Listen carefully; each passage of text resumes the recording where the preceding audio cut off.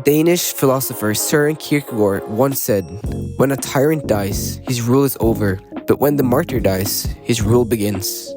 And this is exactly what we've seen happen after the death of Charlie Kirk. At the point of releasing this episode, it has been 1 month since his death.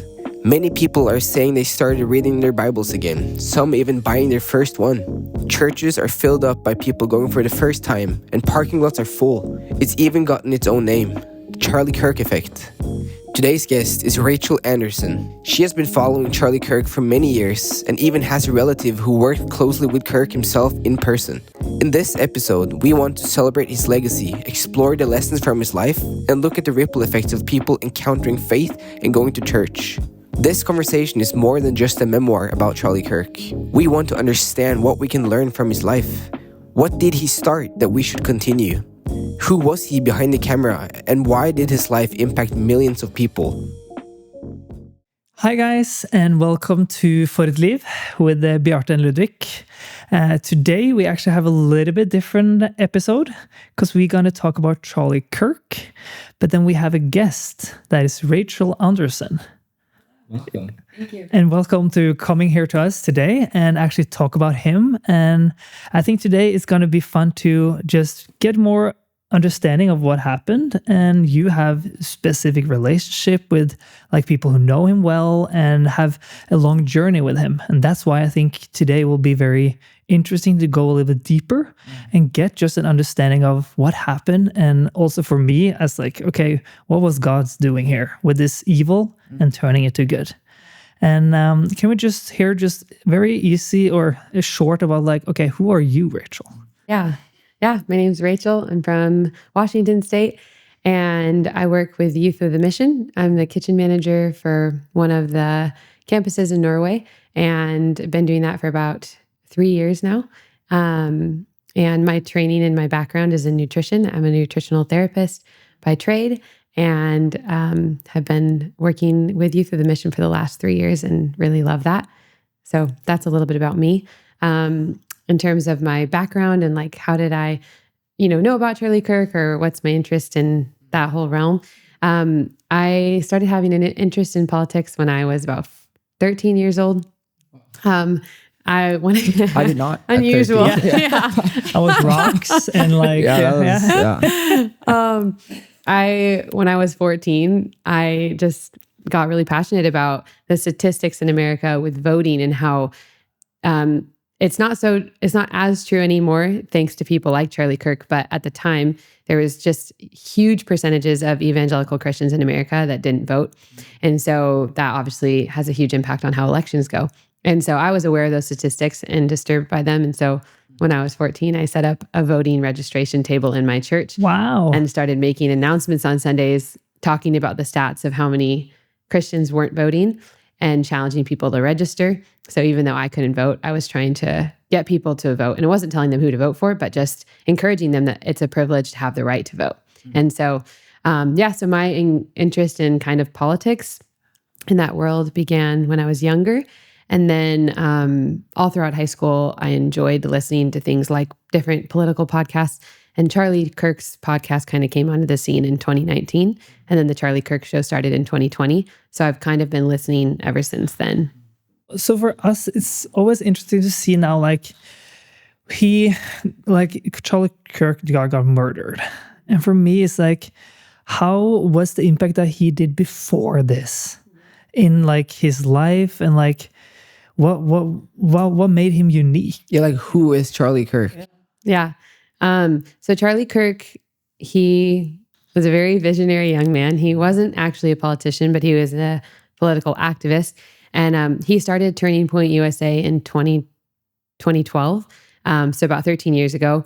And he essentially saw that there was kind of a vacuum in schools and on college campuses for the conservative voice.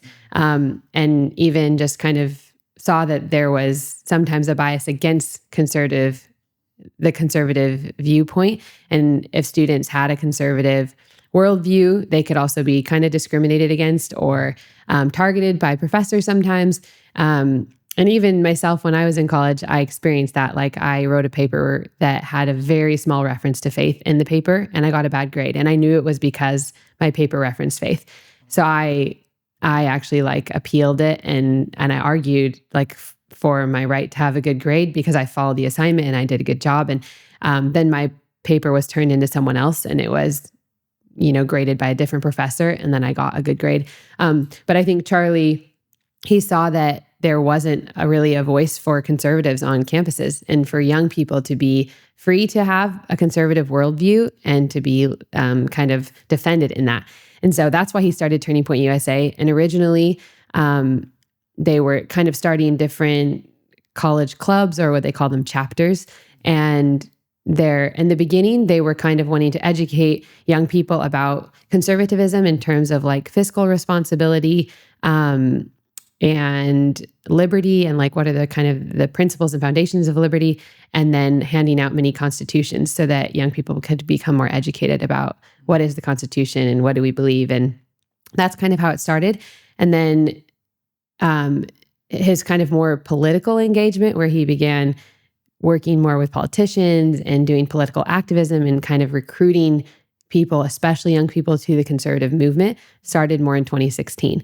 And then he had an increasing role in conservative activism and recruitment from 2016 till his death, especially in the 2020 election. But so Turning Point, it was a kind of a debate platform, or is it? Not originally. So originally it was just to kind of educate students on campuses and give them a place where they could learn about the conservative worldview and also kind of express it. And then eventually there was different kind of facets of TPUSA. Eventually they started something called TP, or like Turning Point Action, the faith kind of branch. And then Turning Point Action was more the political activation branch of Turning Point. But mostly it was with these chapters. And then the debate piece of it kind of came in later, but that wasn't initially part of the original beginning. Yeah, because for me also, just can you tell us, sure, like when you're talking about like he was informing about the conservatism, what does that mean? Like for us in Norwegian, a little bit like, okay, like was introducing, like what does that mean? Yeah. In America, we have two kind of dominant political parties. It's conservatives and liberals. And for example, like President Obama was a part of the liberal party, or what would be called like Democrats. And then President Trump, George Bush, they would be examples of people who were in the conservative party or the Republican party. And kind of, I mean, from 2000 till probably 2016, and then before 2000, I think a lot of conservatives felt like we were falling behind. Like Democrats were very organized. They were very strategic with their campaigning, with their advertising. It always just felt like they had the upper hand until Charlie Kirk. And he kind of became someone to put a voice to, like, what are conservative values? What is the conservative movement? What do we stand for? And kind of making it possible for us to be represented, and also made it attractive for young people to realize, like, oh, like I do hold a lot of those values, and I want to be a part of that kind of movement and that worldview and that belief system. So what would you say is the essence of that? Small government, that's one very big part of it. So actually that was one of the original like 3 things when Turning Point started that they wanted to educate young people about, was like the importance of small government, that government shouldn't be overreaching in its power. Government shouldn't have more power than the people in a way. Government should represent the people, but not have more power than the people. And so small government, and what does that look like in terms of taxation? What does that look like in terms of laws that are being passed? How much control does the government have in our lives in different areas? Free speech, for example. Those are just a couple of examples. But in America specifically, the conservative movement kind of has different things. For example, with abortion, the Conservative Party is pro-life, and the Democratic Party is generally more pro-choice and like pro-abortion. So that's one example of like maybe a more moral issue that the parties are split on. And then with things like taxation and views on, should the government be taking that much money from the people, or should we have more ownership of our money and how we're spending. Those are a couple of examples. I don't know if that answers your question. So for me, like you actually have some family in your, you have some family members, is that how you say it, that actually know Charlie Kirk. Yeah. Can you tell us a little about that and also maybe their experience of who he was? I have a sister and brother-in-law who lived in New York. And my brother-in-law is a lawyer, and he also started a church in New York called King's Church, New York City. And they're also somewhat involved with kind of the political world over the years, and are just interested in Christians being a voice in culture. And again, something my brother-in-law kind of saw a hole in, or a vacuum in, is the area of conservative news outlets. And a lot of news sources or channels have more of a left bias or more of a Democratic left-leaning bias. And so he started something called Lucid, which was meant to be a kind of a news platform that told you two sides of a story, and that would say, okay, this is a current event. This is what the left media is saying about it. This is what the right-leaning media is saying about it. And but this is the event that happened, and here's what both sides are saying, with not much of a conclusion. So he started Lucid back in 2018, 2019. Through that, he met Erica, who eventually became Charlie's wife. And so that's how he and my sister met. Erica was through when they were building Lucid as a company.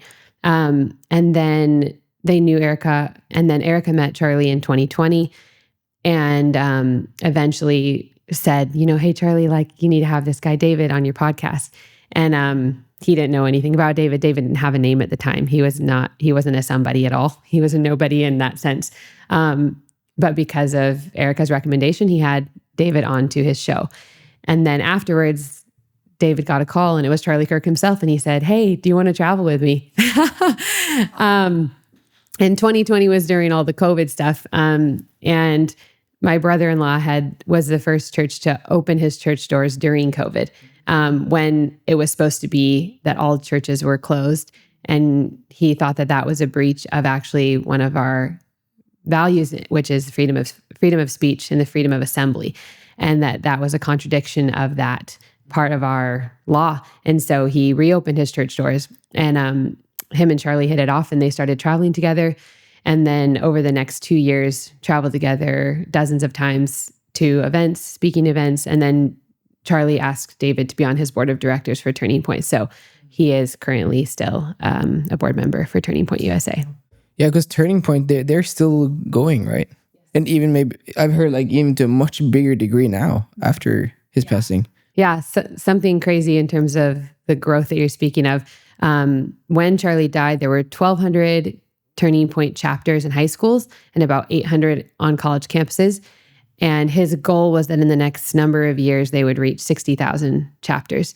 And within 2 weeks of his death, they had received a request for over 120,000 chapters to be started. And kind of talking about even just something that can be interesting is when he died on September 10th, he was shot at 12:24.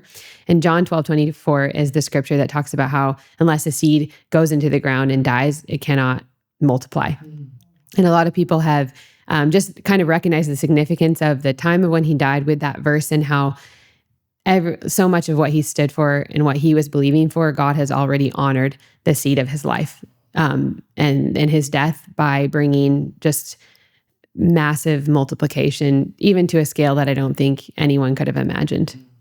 Yeah, can you actually explain to us a little bit that day, what happened, so people can get like, okay, what happened the 10th of September? Charlie was beginning a tour called the Great American Comeback, and he was going to be traveling to, I think, between 12 and 16 different college campuses, and was going to do what he always did. He would set up a tent on a college campus, and then not every time, but a lot of times I had a sign that would say, "Prove me wrong." And he would sit there with a microphone, and then he specifically wanted people who disagreed with him to come up to the mic and ask him questions so they could have a dialogue and a debate. And he started doing this, years ago, long before he had a name, when there weren't crowds. especially on college campuses, it wasn't popular to be conservative. You often felt you had to hide if you were conservative, that you couldn't be vocal about what you believed or what values you stood behind. But towards the end of his life, obviously, he would draw thousands of people to these events. And it was very exciting when he would come to campuses with opposition as well. He would get lots of threats over the years, of death threats and like, we don't want you to come. But obviously he would choose to go anyway because he valued freedom of speech and freedom to discuss our ideas and our differences. So he would sit there with no script, no ChatGPT on hand or whatever to maybe on an air. Yeah. Kidding. And then people would come up to the mic and ask him a question about his views, about his politics, about hot topics, about scripture, about his faith, and then they would hash it out. And kind of a phrase that they use is like he believed in the not like in violence in a physical way, but in being able to hash out your ideas, like on the kind of the battlefield of the mind, and like battle out our ideas and see who's standing at the end. And that was something that he was known for, is his ability to debate and to talk with people who disagreed with him. Yeah, and one of the things that I kind of heard him say a lot is that when the two sides stop talking, violence will happen. Yes.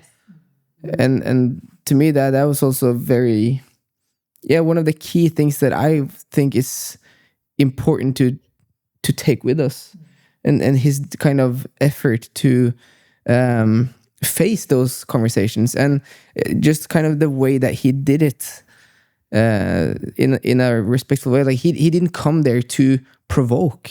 Like he came to these campuses to start conversations, and also how he really stood firm on his beliefs. And like we talked a little bit earlier about how he was such a good communicator in his reasoning behind these things, and a lot of the times when he would have people disagreeing with him, they would maybe realize that they haven't thought everything through the way that he had. And that is just very interesting, the way that he dove into history, dove into context, dove into all these things to really figure out himself, why do I believe what I believe. But so he was kind of in his prime on the day he died. Yeah, he was. That was where he loved to be. He loved to be with he loved to be in front of a crowd. He loved to debate. He loved to discuss ideas. So he was at Utah University on the day that he died. There was, I think, thousands, I don't know how many thousand exactly, but thousands of students gathered for it. It was a beautiful sunny day. And then shortly into the debating, he was murdered in front of the world's eyes. For me, it's like, because you actually, in a way, have followed him for a long time. And for me, it is a unique era we are in now, that we have actually followed people that we don't know personally, but you know them actually personally too, because they are impacting you in your life daily. And for me, like, how was that impact for you to have a person that you're following, and this is how, like, it's a very crazy thing happened. How was that for you as a person who wants not this to happen with him, because you know him? It was very shocking. And I've been through some losses and grief in the past with losing people that are close to me. And it actually hit me kind of like that, like in that same depth, with that same intensity of a loss, of almost feeling like I lost a friend, or like I lost somebody that I know. And I think it hit me really hard on different levels. One, because I am a conservative, and I am someone who believes with a similar worldview as Charlie, and having someone young who is fighting for the conservative cause in America, and who really brought such a turning point for that movement to pick up momentum, and for young people to jump on board and realize that that the conservative movement had a lot of values that they wanted to stand for. Losing someone who was such a fighter at the front of that cause is a shock, and also really just sad. So sad and so tragic. But also it feels very surreal. You're like, this person that I listen to 3 or 4 times a week who I've been, when he goes to debate at Oxford and Cambridge, I'm listening to those debates. And when he's talking about current political issues, I'm listening to that. And, you see snippets of him debating on campuses, on TikTok and on Instagram. And it's like all of a sudden he's just not there. That just feels so surreal.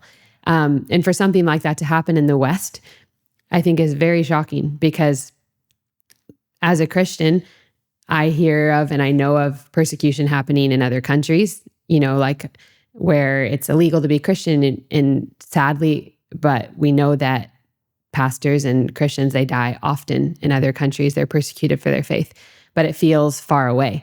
And to see it kind of brought this close to home, where you're like, we live in a first world country, we live in the West, and someone was killed for their beliefs. And just not because they were violent, but because they believed something that offended other people.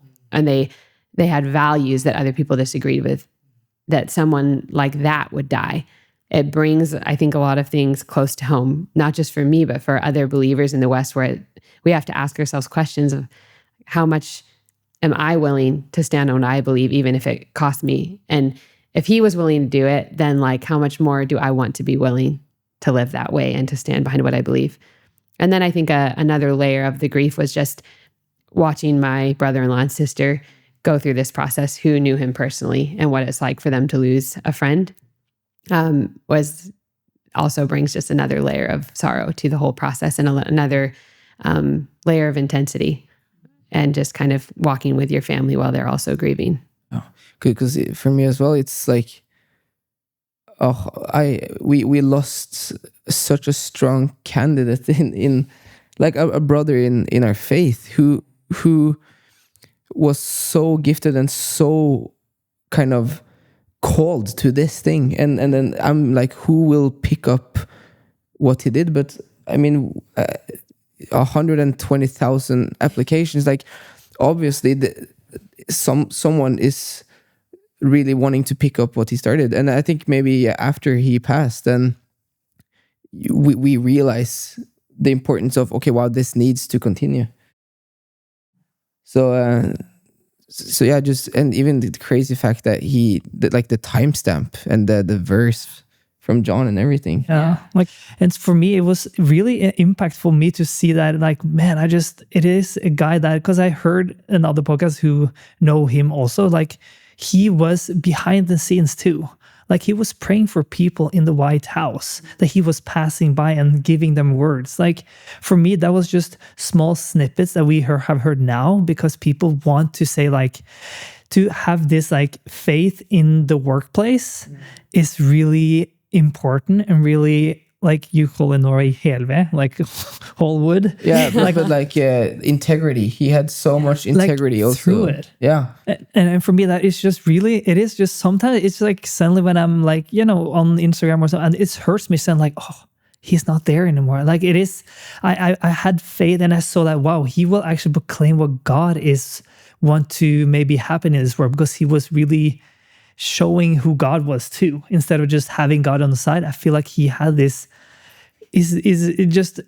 talking like a lexicon. I was just shocked on the Harvard, on the so crazy. On the school of Harvard. I was just amazed of like how he can talk about church history and just get it in there, and then talk about that kind of history from America. And I was just like amazed of like, wow, we need people like that.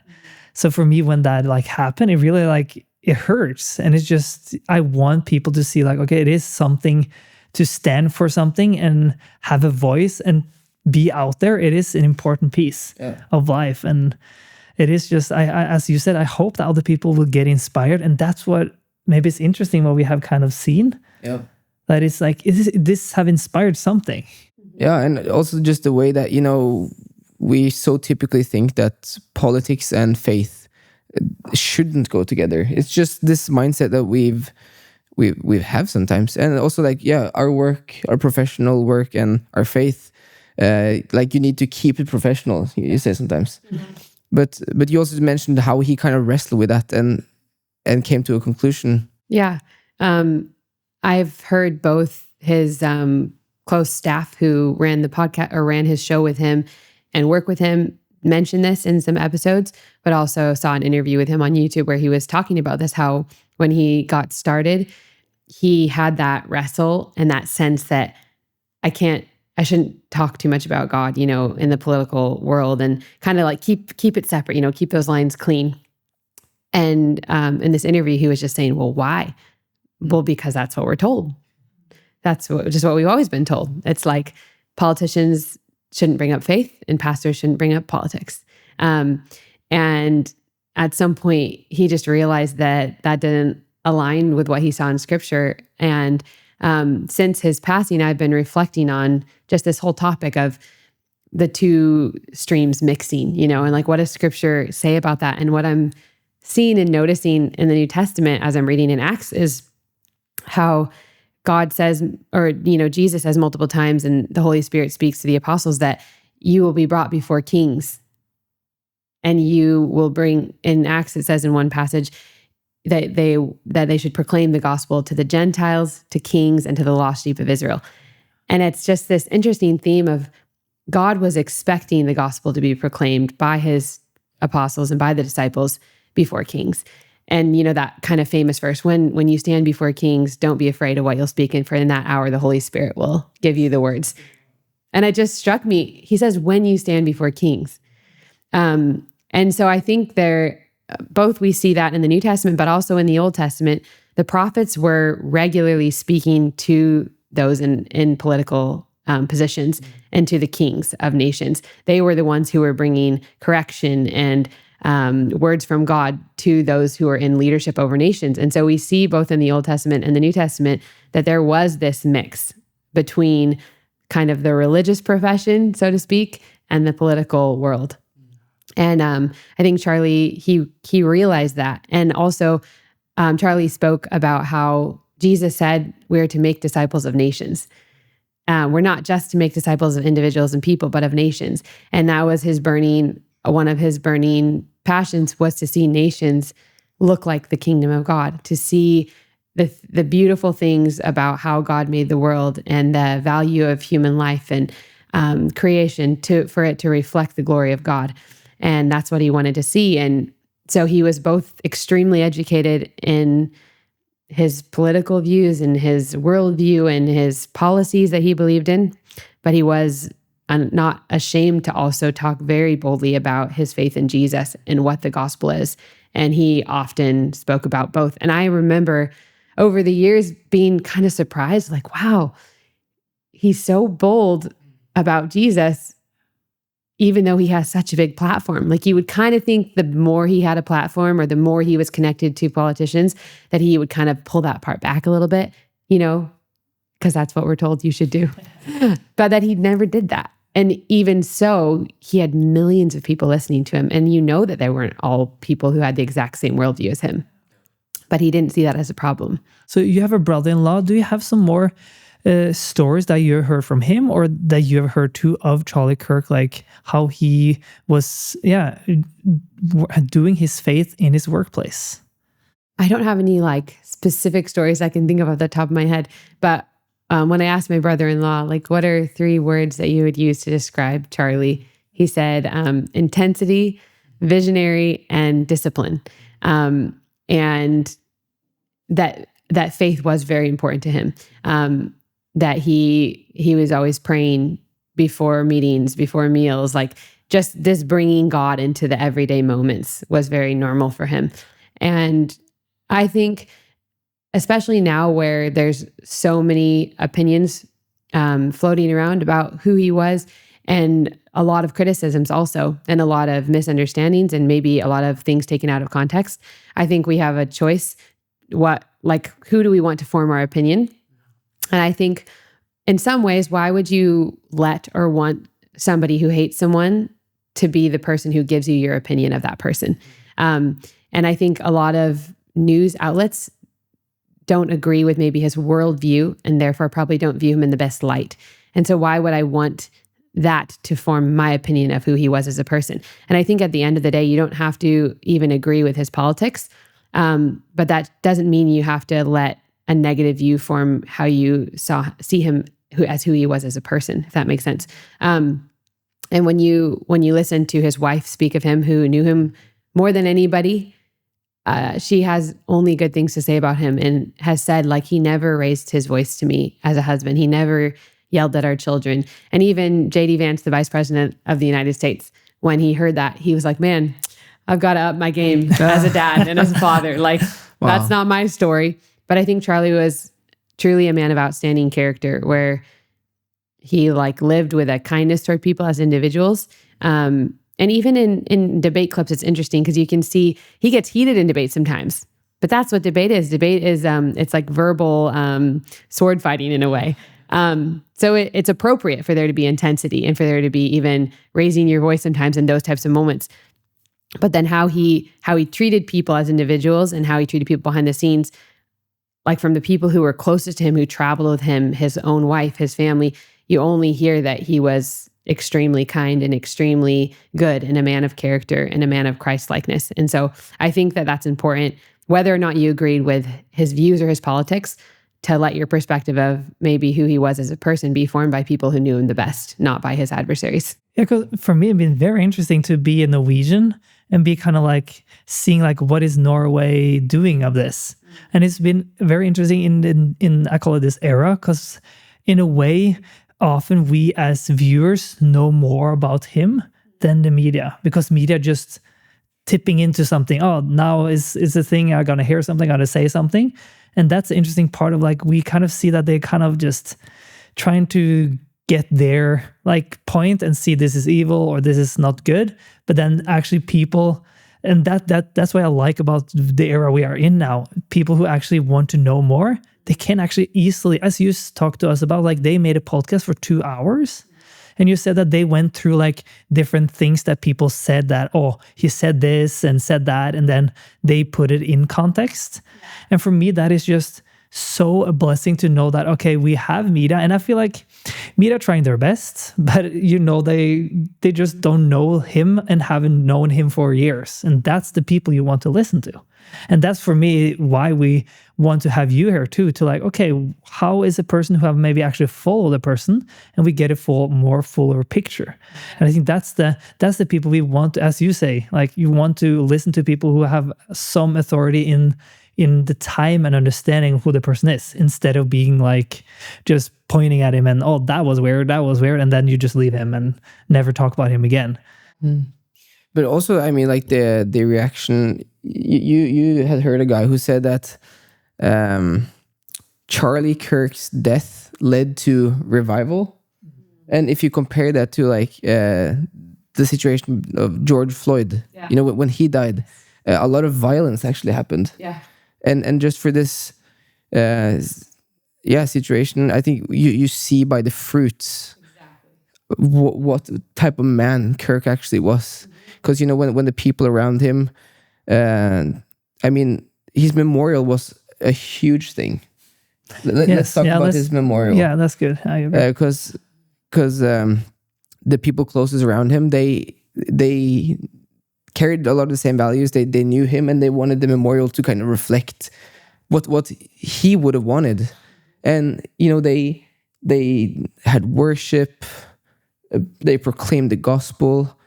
Why don't you just take us a little bit through the day of his memorial? Yeah, his memorial was just beautiful, and I think just very mind-blowing in terms of the outcome and the amount of people that came. It was in Arizona, which was where he had his organization, and it was in an arena, and there was over 100,000 people there. And in terms of my memory, I don't even remember presidents being honored with crowds that size when they've passed away, or political leaders for that matter. But he wasn't a political leader. He was a citizen who was influential, and he was an activist, but he wasn't an actual politician. And so to see that his influence and his reach was that vast that people flew from across the country and wanted to be there to honor him. And it was interesting. I saw this clip on YouTube of a lady who said, like, the perspective of a non-conservative going to Charlie Kirk's funeral. And it was like a 12-minute video. But her and her partner were originally from Cuba, and their whole kind of channel was about like the perspective of what America is like from people coming outside of America, and they make, you know, shorts and videos and things, vlogs about that. So they went, and she was just crying multiple times throughout the day filming it. But they showed up at 5:30 in the morning, and doors didn't open until later, and the event wasn't until 11. And at 5:30 in the morning, there was just thousands and thousands and thousands of people in the parking lot waiting to get in. Like, it was still dark outside, and people were camping overnight just to be able to wait in line to get in. And before the actual event started, there was just hours of worship by some of the biggest worship leaders and, you know, music groups in America leading worship. And the presence of God was just so beautiful and so tangible. And then there was about 5 hours of speeches, and almost every cabinet member of Trump's cabinet spoke. President Trump spoke, J.D. Vance, vice president, spoke, and then a number of people who worked with Charlie personally spoke. And it was just amazing, and I think unprecedented how much the gospel was proclaimed by each and every one of those people. Yes, that was like shocking me, how people, because I had another person who also was in the memorial, and he was talking about his experience, and he said like he didn't even feel it was like a typical funeral either. He was like, this is not just a goodbye and go to heaven, but he was like, this was just like gospel proclaiming gathering of like just the Holy Spirit too, he said. And I was just so shocked by that. I was like, wow. And he was just, you know, a Christian guy. He was like, I think he was a pastor, but you just saw generally, he was just like amazed of like this, as you're saying, like they were just preaching the raw gospel. And even they were high end, like the vice president was telling the gospel in a powerful way. And I was like, that was just so impactful, I feel like. Hallo folkens, veldig kjapt. Tusen takk for at du hører på podcasten vår. Hvis podcasten har gitt deg noe av verdi, så kan du hjelpe oss. Du kan hjelpe oss med å gi 5 stjerner på Spotify, gå på YouTube, subscribe til oss der, og du følg oss på Instagram, for der legger vi ut reels og har mye content som vi har lyst til å dele med mennesker. Nå fortsetter episoden videre.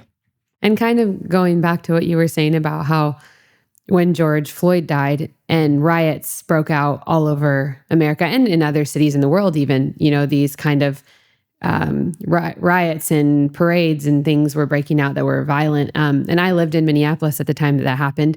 That was my home city. And that's where George Floyd died. So the night and day difference between like how my city was before that happened till after was just incredible.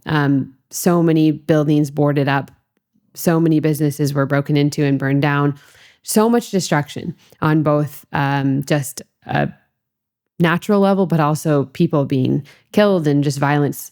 And then to see kind of the contrast to that of like Charlie Kirk dying, yes, maybe you disagreed with his viewpoints, but the fruit is in what you see happening, that like nobody is trying to now kill people or start riots or, you know, have this kind of rebellious uprising, but it's the opposite. There's this turning to prayer and turning to God. And I think that is truer proof of what his life was about than anything, that even in his death, people are not wanting to turn towards violence or hatred, but actually towards forgiveness and towards knowing Jesus. And the amount of people that have given their life to Jesus, that have started going back to church, that have wanted to start reading the Bible because of his death is just absolutely insane. Yeah, and we even have like a clip that you... Just thinking that, let's watch that clip. Because we want to like kind of, just watch a clip of like how was different reaction from different people from the death of Charlie And Kirk. even like people have given it a name, like the Charlie Kirk effect. Interesting, It's crazy. But so let's just watch the video. I have been to church like twice my entire life. And since Charlie Kirk is unable to go to church this Sunday, I'm going to go and take his seat for him. And we'll see how it goes. Charlie Kirk, look what you did. No parking. No parking at all. None. I had to park like 5 blocks away from church because everyone wants to come now.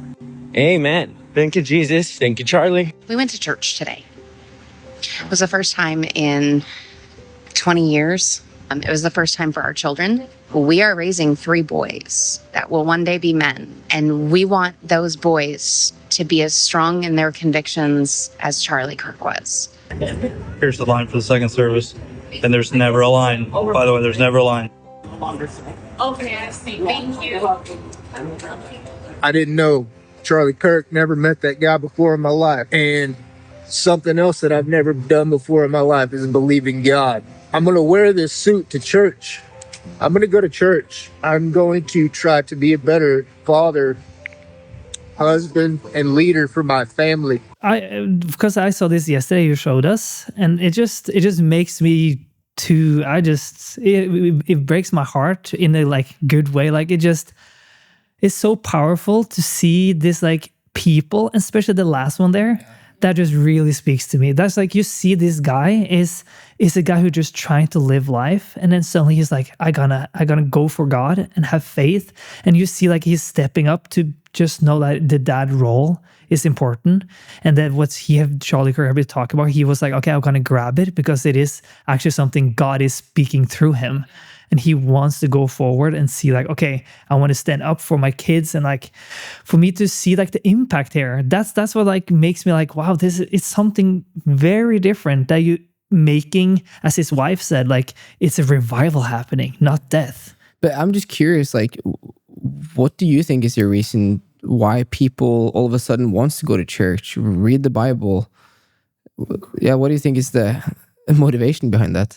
I think it kind of goes back to something we were talking about earlier, how in the West, largely, we haven't seen a lot of examples. I mean, if I can think of any other, I don't think I can, of someone literally being killed for what they believe in, and someone who was like a peaceful person. And I think it's a huge wake up call for a lot of people, even people who are not people of faith, to realize like, wow. One, I think, do I have something that I'm living for that's worth dying for? I think that's maybe something that comes into people's hearts when they see something like this happen, is this kind of reality check of like, what am I living for? Is there anything I believe enough that I would want to die for it?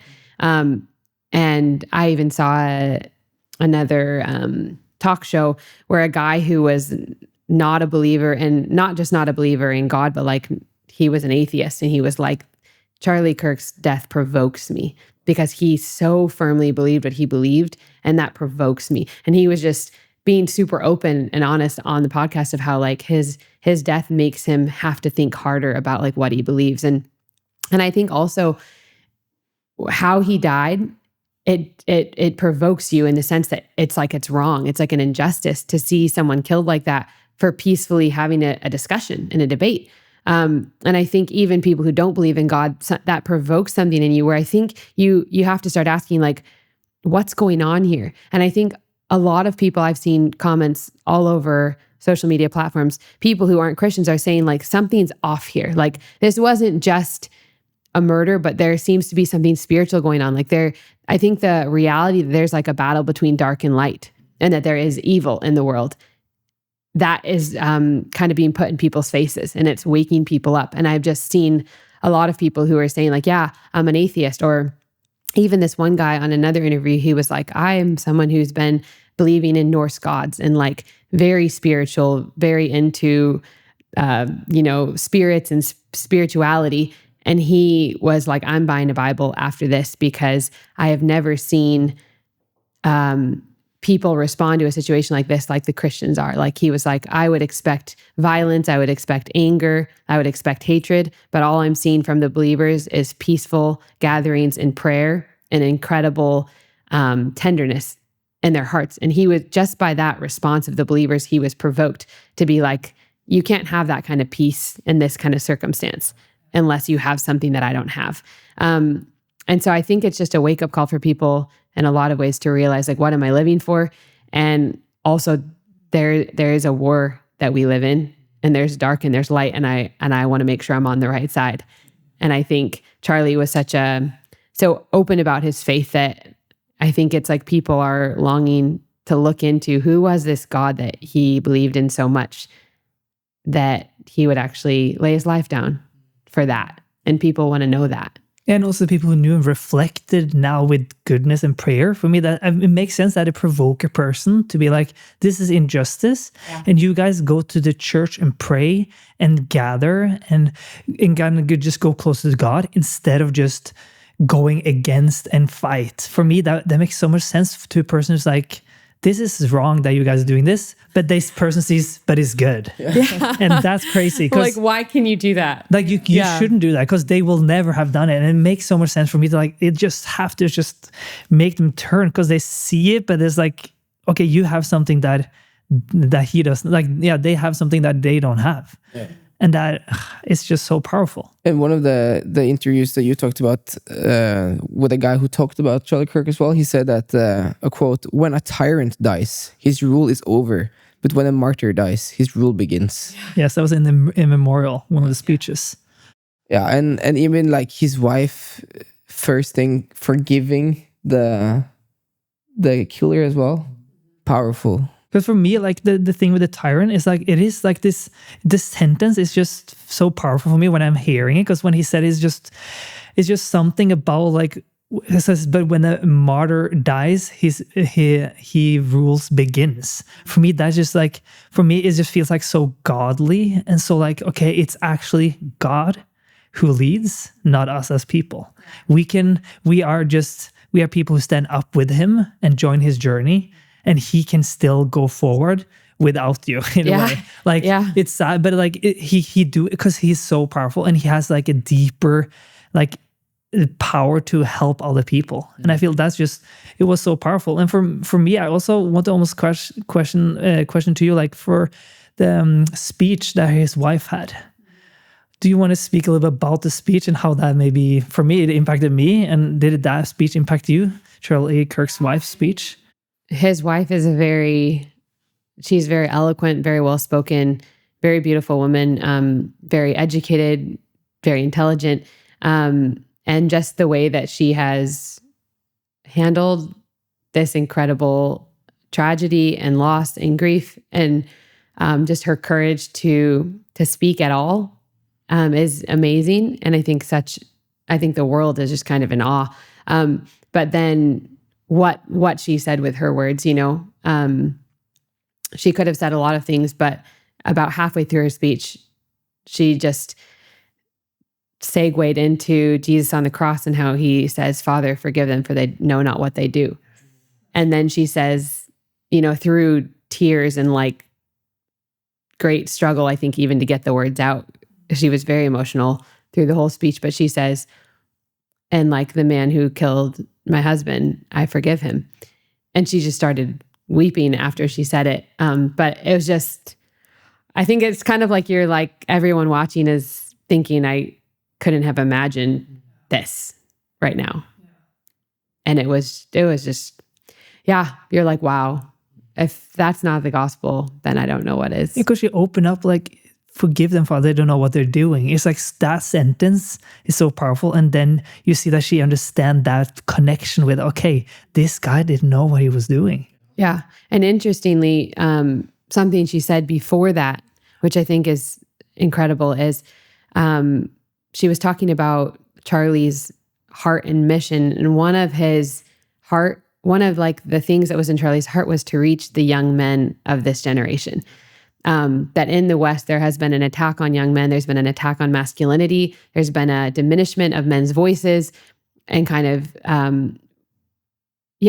Charlie had a heart to see young men given a voice again and raised up. And he really spoke to young men a lot and challenged them. What is going to give young men, value and purpose again? Because there's a lot of purposelessness in young men today, and there's a lot of directionlessness. And Charlie really believed that the family and the family unit was a huge answer for giving men purpose again and going back to traditional values of like, get married, have kids. One of his quotes that's been circulating a lot was just that he would say, get married, have kids, build a legacy, live for the eternal or pursue the eternal and like pursue true joy. But he spoke about that everywhere he went. He was so passionate about the family unit being restored and that when men become fathers, they have something not just to live for, but something to die for. And he regularly talked openly about how his greatest achievement was his marriage and his children, and that he was proud of his marriage and his children far beyond anything else he had done in his life. And he was meeting with the most powerful people in the world on a regular basis, but that meant little to him compared to the value he placed on the role of being a father and a husband. And so in her speech, Erica was talking about his passion for that and how he wanted to reach young men like the one who killed him.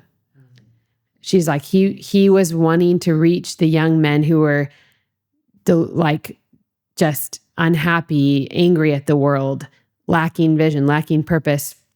Those are the kind of young men he was wanting to reach, the ones who are depressed, the ones who are trying to find their way. And so in light of that very specific context, she's like, the kind of young man who killed my husband is the kind of man he was trying to reach with his message. And then she goes into, Father, forgive them, and then I forgive him. So it was just the sequence leading up to that even was just so powerful. And also you see, like, it was the video we saw, the last guy there, that was the guy that Charlie Kirk wanted to reach to. Another guy that was trying to be a dad.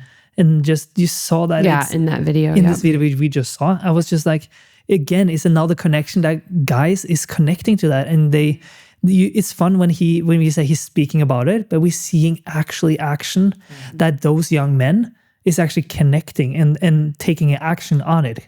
Because we can often speak, but then when he has like shown a deeper understanding and helping other person to understand it and see it, that's the goal. And I love when I'm seeing it actually in real life.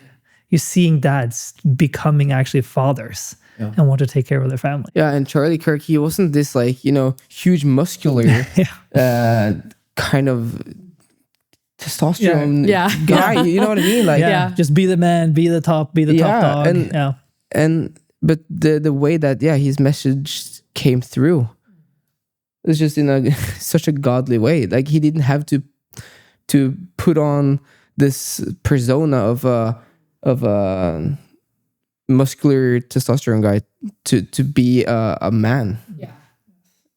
And it's just this way of portraying what a godly man, godly father looks like. Yeah. I think it makes it, people can relate to it. People want that when they see a man like Charlie Kirk. Yeah, so his memorial was, you also said that it was one of the biggest gatherings and memorials for like a private citizen almost in history. Yeah, like they haven't seen, especially because of the views too. Like 100, they think maybe around 100 million for sure almost have seen it. That doesn't make any sense to like a memorial of a person, Yeah. So is there any other things in the memorial that stuck out for you and you kind of like, wow, that was impactful? I think mostly just seeing so many politicians openly sharing the gospel very clearly articulating the gospel. I think I saw someone from Britain on Twitter or say something like, we get excited when the Queen mentions Jesus in her Christmas address, like in a very casual way. Kind way, yeah. And here you have like the most powerful nation in the world, like leader after leader after leader preaching the gospel. I think that was just really, really incredible. And I think a lot of things in the last number of years in America have felt like that, like as an American, where I'm sitting there and I'm thinking, I could have never imagined something like this happening ever, like not in my wildest dreams. And then you're sitting watching it happen. And I think it's also humbling because you think, did something like this have to happen for us to be actually awakened to this level? That's a very sobering thought. But when I look at the New Testament and read Acts, I see that pattern of, from the beginning, the apostles and the leaders of the church laid down their life and were martyred, but joy continued to increase in the church and the church continued to multiply and grow. So we see this pattern of like one by one leaders being taken out, so to speak, and killed, but the multiplication was never stopping. It never stopped. And I'm just thinking, I don't think Charlie will be the first person to be martyred in like the modern day Western world. I don't think so. But I think that the blood of the martyrs is the seed of the church. You know, it's a famous quote by Tertullian, the historian Tertullian, is that when people lay down their lives for the gospel, it always produces a multiplication and an expansion of the church. And I think his funeral was a very clear picture of that, how when the enemy thinks he's winning or he thinks he's taking someone out, he's actually just scattering the impact of their life, you know, in this case, like 1,000-fold or 1,000,000-fold. Like it was just so profound to watch it unfold. Yeah, and kind of what I'm hearing also is that we're not glorifying Charlie Kirk. We're not putting him on like the place of God. That's not what we're doing. But he just lived out the best he could. Yeah.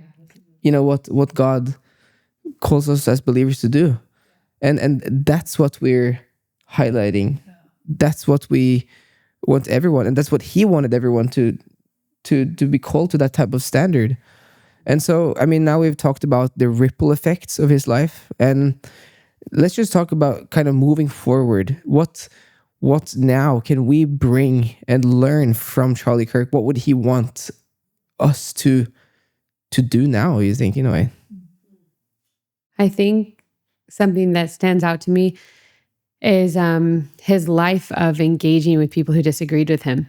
And I think kind of going back to that mindset of the separation of religion and politics, I think we all do that in our personal lives a lot. Like, you know, don't talk to your relatives about politics, and, you know, don't bring up controversial topics. And I think a lot of people all around the world have been encouraged since his death to not run away from hard conversations, to not run away from people who are different than you. And I think it's natural, maybe reaction or tendency to want to avoid conflict and avoid hard conversations. And Charlie was an example of the opposite of that, of like running to the battlefield, running to the battle line, essentially, not for the sake of arguing, not for the sake of arguing in the sense of, I just want to, you know, hash it out with you because I hate you. Not like that, but like, I value freedom and I value truth. And that's why I'm not going to avoid hard conversations. And I think something that I think a lot of people are stepping into is this willingness to say hard things and to represent the truth, even when there's a cost. And a beautiful example of that is Forrest Frank. He's really, really well-known, you know, musician now. And his music is wildly popular, not just among Christians, but even in the secular industry. And after Charlie Kirk died, he posted something on Instagram talking about Charlie Kirk's death and talking about how he was challenged to not be ashamed of the gospel anymore. And he was praying for him or something, yeah. Yeah, like to not be neutral. And on this, you know, little clip he posted at the end of it, he was saying, Jesus is the only way. Like he is eternal life. And if you don't know him, you won't know the Father except through him. And he's coming back and you need to know him. And the only way to be forgiven for your sins is through Jesus. And the next day then Forrest Frank said, after I posted that video, I lost 30,000 followers. And he said, I'm glad. I don't want to any longer be a platform for just likes and kind of lukewarm Christianity. I want my life to lead people to Jesus, or I don't want them to follow me. If I'm not leading people to Jesus, then where am I leading them? And I think that, like, where do we go from here? I think each of us can look at our lives and just ask ourselves, like, am I willing to be misunderstood? Am I willing to be unfollowed? Am I willing to be misperceived? And I think as I've been looking at the Gospels and Acts and the New Testament since Charlie's death, I'm realizing how much opposition there was all along the way. Like from day one of Jesus getting up in the temple and reading the passage from Isaiah that he said, I'm the fulfillment of this passage, immediately people hated him and were against him. They tried to kill him the same day, wasn't it? Like actually like throwing out of the cliff. Yeah, they wanted to bring him to the edge of the cliff. And the first time the Holy Spirit was poured out in Acts and says, they were speaking in new tongues and all these different things. And it's this Pentecost moment in the upper room. Immediately it says, and many were looking at them and saying, they're drunk, it's only 9 a.m. And I think in the West, we've had this cushioning around us to think that like we can be Christians without opposition, and that somehow if we're careful enough and articulate enough and specific enough in how we say truth, then we shouldn't get any backlash. And I think that that's simply not true. And I think Charlie is maybe giving all of us a reality check, and also just a new courage and boldness to realize I will be misunderstood, but that doesn't mean I can't speak truth. And Jesus is essentially responsible for the results of my life. My job is to speak truth in love and to represent him well, and to be a person of character and integrity behind the scenes, and to be consistent in my lifestyle. And the beautiful thing about when you speak truth is many will come to the Lord. And that's what Charlie's life was. There's actually crazy examples and reels of people saying, I heard Charlie this many years ago, and I was living a transgender lifestyle. I was depressed. I was confused. And now I'm a mom and I have 2 kids. Thank you, Charlie. And I think he didn't know the fruit of all these thousands of conversations he had on college campuses. He never got to see the direct impact or the long-term impact, but he never stopped speaking the truth. And he had a lot of hate for it too. But I think we just have to realize that God's in charge of the fruit, but it is our job to be unashamed about the gospel. And I think this kind of boldness and willingness to follow Jesus in his footsteps, even unto death, is an example that we're learning from him. And it should change the way we live our Christianity out. Yeah, and you even mentioned saying truth in love. And I think we can misunderstand that sometimes. That we think that it's like we think that speaking the truth cannot be in love. Yeah. You know what I mean? True. Yeah. Yes, that's such a good thing. That's such a lie that if the devil convinces us about that, then we will stop speaking truth. Because speaking truth, I think you're touching on something very important, because it doesn't mean that, speaking truth is love. Yeah. People knowing yes. about Jesus is love. Yes. People being confused is not love. You know what I mean? And we, I even heard about an unreached people group in I think northern Russia somewhere, where missionaries came, proclaimed the gospel, and they loved it. They accepted Christ, and then they asked them, like, how long have you known about this? And this was like maybe 80 years ago, 100 years ago or something. And we've had the knowledge since Jesus' death. 2,000 years. And they asked the missionaries, how long have you known this? This is amazing. And so we need to speak truth. Yes. And obviously, how we word ourselves matters. Our heart behind it, I think, matters. And I think Charlie Kirk, he gave a lot of effort in kind of having the right heart behind it. And it's something that I really want to learn from Charlie Kirk is how he spent time investing into knowledge. Like, when he speaks about abortion, which is controversial for many, he knew why he stood for what he stood. And I think it's so easy to just like, oh yeah, I'm a Christian, I should not agree with abortion, therefore that's what I say. But then if we know the truth, if we really get aligned with God's heart behind these things, then we can speak truth in love. Yeah. But I think there is a responsibility on our part as well to actually get that heart of God. Yeah. And we get that through the Bible, we get that through conversation, and also through actual research. When people say, oh, I don't believe in God, I believe in science. I'm like, We're not at odds with each other. Welcome to the club. Yeah. But so there is, people accept the gospel in many ways. Some people are more fact-based or like intellectually needs more food, intellectual food. But I want to be a person who I can state truth in love, and I can also state my reasons behind why I believe this is truth. That's so good, because what you're saying here, I think, is so powerful, because it is this how can you say something in a good way? Because especially as Norwegian, we want to like pack it in a beautiful way, 100%. and I don't want to like. But this is like, it is something that, as you're saying, it will, sadly, for people who just want to have peace like me with everyone, it will be offensive. It will be a harsh truth. It's the same with me. I have conversation with some people, and I seeing that it's, when I'm saying this, it is a hard truth, and I see that it makes them like, it is like injustice for them. Yeah, but and I'm like, it affects your relationship also, you know. It does, but then for me, it is, we just have to try our best to see, okay, how can I just, with God on my side, just try to do it as loving as I can, but sometimes loving will be a harsh, or like it will be putting something down that will make a division.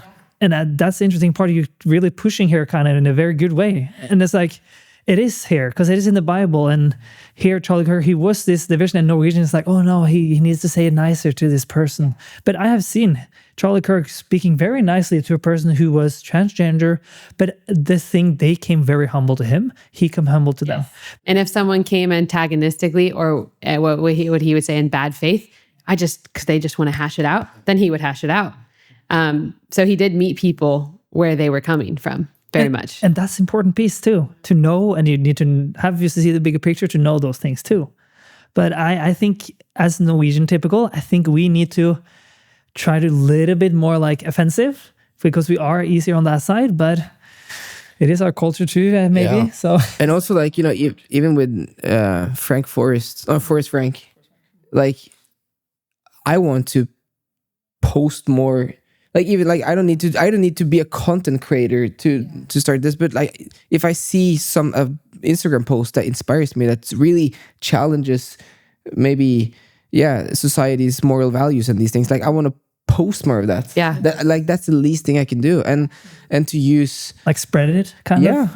And even if like a few followers see it, then I mean it's truth, and when we see how Charlie Kirk's death provokes people into thinking more about their life, their values, their eternity, then again, I can at least post something that I find to be like truth speaking on my social media. Like I want to be that person, instead of if I die and people will be like, okay, that was nice and sad that he died. Yeah. But have that impact.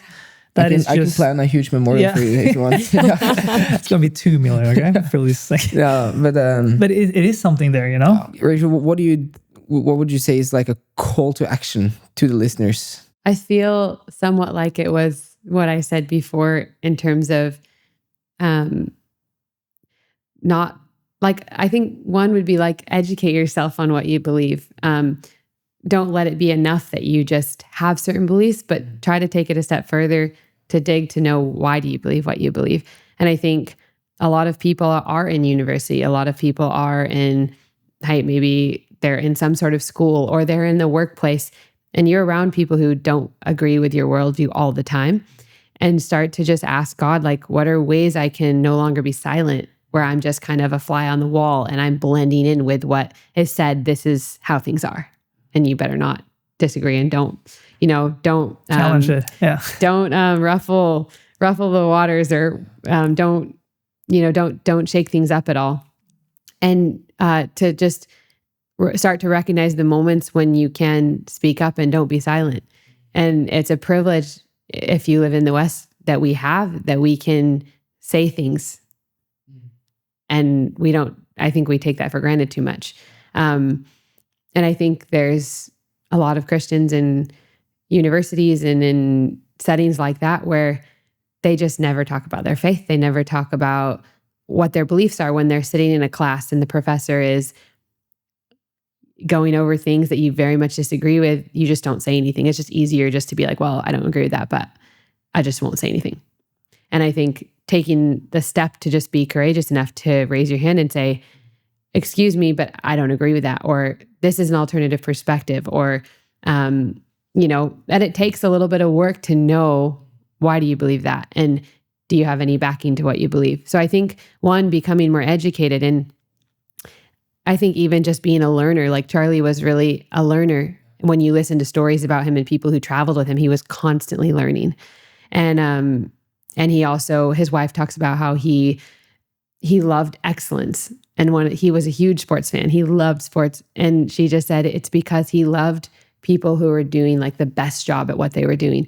And I think in a funny way, like a call to action is to just be excellent, like rise to the top of where God has you, through serving, not through, trying to take leadership, but like, because you're the best, rise to the top, because they want to raise you to the top, because you're just excelling more than everyone else, because you work harder, because you know more, because you strive for excellence. And that's what he did with Turning Point. Like, he just strove for excellence. He was like, we want the conservative movement to have a platform and a voice like they've never had before. And they essentially did that. Like they created something where there was a need. Like they saw a need and they met the need, and they did it to an extent and a level that just blows everything else out of the waters. And I think a call to action, like on such a practical level, is just to like love your family. That was something that Charlie did, and something that he talked about so passionately was get married, have kids, pass on your values, build a legacy, live for the eternal and pursue true joy. And I think that's actually a bold thing in this day and age. There's such a trend towards just live for yourself, pursue your career. Don't think about legacy. Don't think about passing your values on. Just what serves you and your dream. And he was constantly pushing against that narrative of like, true meaning is in when you lay your life down for someone else and you pass your values on, and that having children was the greatest thing he'd ever done in his whole life. And, Amen. And I honestly think if the young people in this generation in the West could hear anything from his life, that would probably be one of the things, and what his wife would say, one of the things that he would want them to hear is think about getting married, think about having kids, think about a legacy, not just what you can do in your own life, but how can you pass on what you love and value to the next generation and family, and loving the Lord with all your heart, being unashamed of the gospel, and being excellent in what you do, I think are things that we can think about and do better to emulate like Charlie did. Hey, Rachel, thank you so much. And is there any last thoughts you have, or?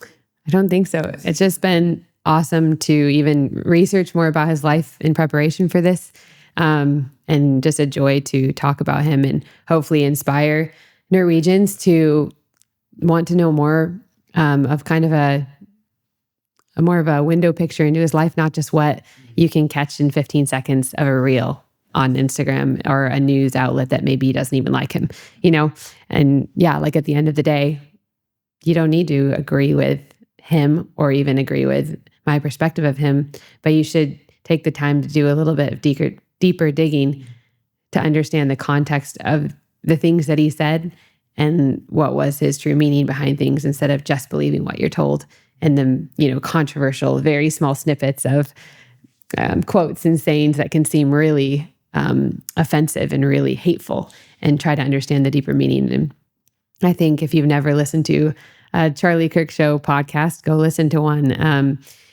Challenge your worldview, try to expand your horizons a little bit. Dare to be challenged. Yeah. That's good. I thank you so much just for your insights, for showing up here, and daring to speak about these things. We have talked about the news climate, and but I think it's so important to proclaim truth. Yes. Yeah. And I'm just so thankful because you really open up now more our eyes, and also I hope people have listened to like, okay, what is about like this God and Charlie Kirk and how was that working together? And also the impact. I love to just share testimonies. In the Bible says share testimonies, because that is really can help people to go forward in their faith, because then they can see something they haven't seen before, because they now know, okay, that's possible with God. And I think this have really been a testimony where we're just speaking of what God is doing in his life and what he have impacted other people's life through Christ.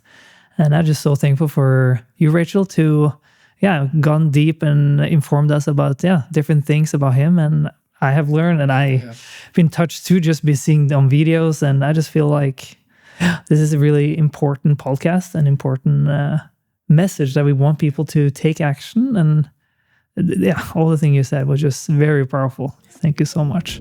Yeah. So thank you for listening. And we will see you again next week. Yes, we do.